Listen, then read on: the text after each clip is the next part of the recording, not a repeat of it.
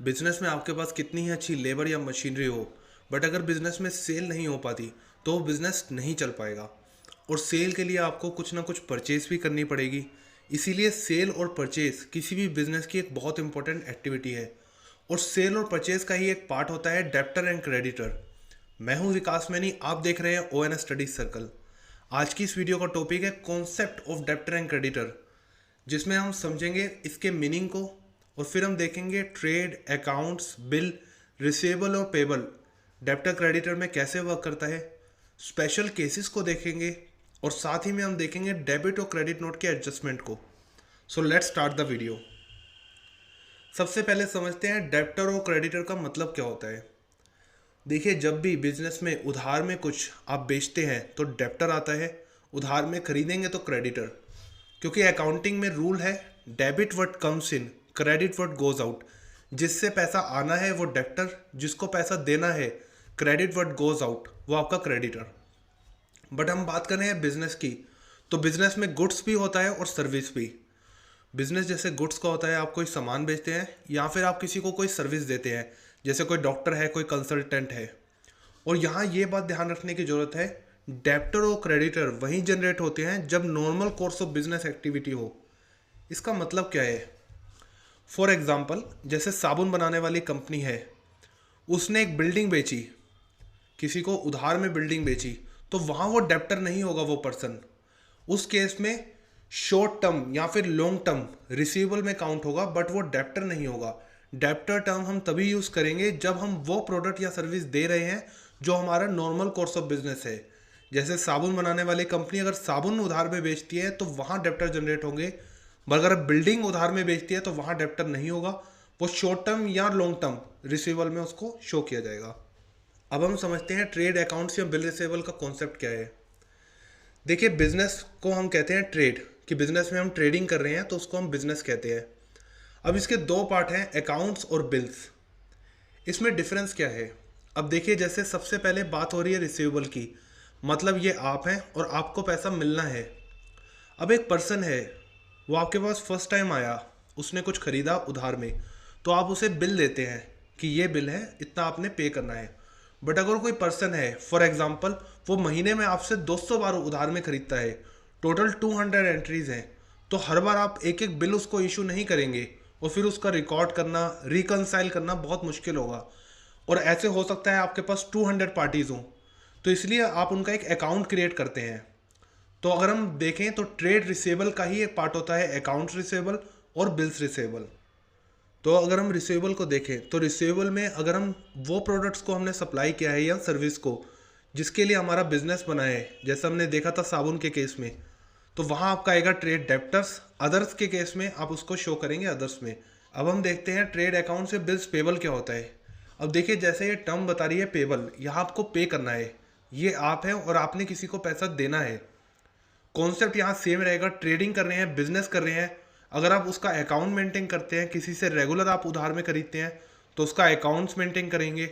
But one time अगर आपने खरीदा है तो बिल्स मेंटेन करेंगे। और पेबल में भी सेम रिसेबल की तरह दो पार्ट होंगे। अगर जो बिजनेस आप कर रहे हैं उसी से रिलेटेड है तो फिर ट्रेड क्रेडिटर, अदरवाइज उसको आप यहाँ शॉर्ट टर्म या फिर लॉन्ग टर्म पेबल में शो करेंगे। अब हम समझते हैं कुछ स्पेशल केसेस को। अब देखिए, अगर आप उधार में कुछ बेचते हैं या उधार में कुछ खरीदते हैं और वो प्रोडक्ट या सर्विस वही है जिसके लिए आप बिजनेस कर रहे हैं, तो वो आपका डेब्टर या क्रेडिटर जनरेट होगा। बट फॉर एग्जांपल, आपने क्रेडिट सेल करी फिक्स एसेट की, तो इसको आप कहाँ शो करेंगे?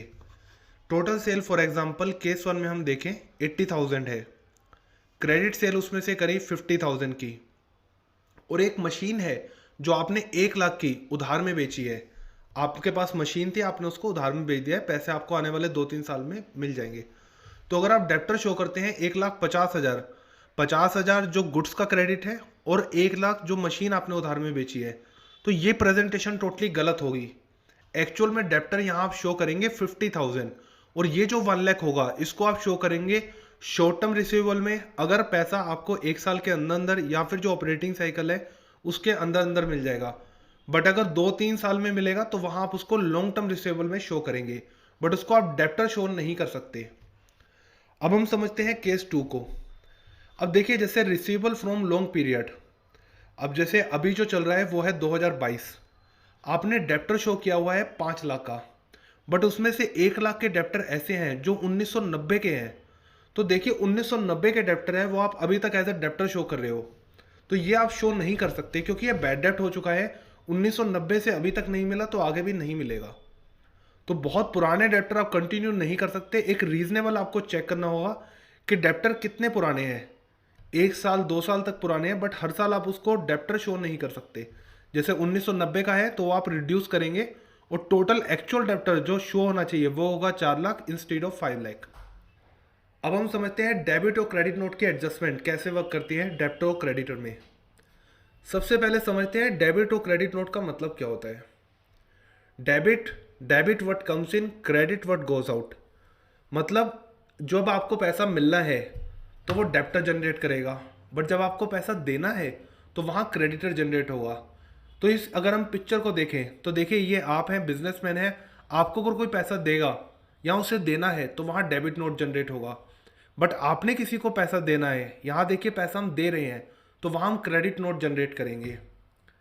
अब समझते हैं इसकी सिचुएशंस को, एडजस्टमेंट कैसे करते हैं डेबिट और क्रेडिट में।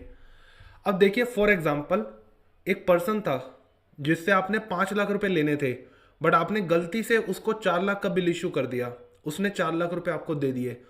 तो 1 लाख रुपए अब आपने उससे एक्स्ट्रा और लेने हैं क्योंकि 1 लाख रुपए आपने कम लिए हैं। तो इस केस में आप डेबिट नोट जनरेट करेंगे। तो इस केस में आप 2 काम कर सकते हैं। पहला, अगर वो कस्टमर आपका रेगुलर है, बार बार आपसे डील करता है, हर मंथ आपसे डील करता है, तो आप आने वाले बिल में उसकी एडजस्टमेंट कर सकते हैं, या फिर आप उसको डेबिट नोट इशू कर सकते हैं। अब डेबिट नोट इशू कैसे करेंगे। अब मान लीजिए आपने डेबिट नोट इशू करा 10,000 का। इसके 2 केस हो सकते हैं।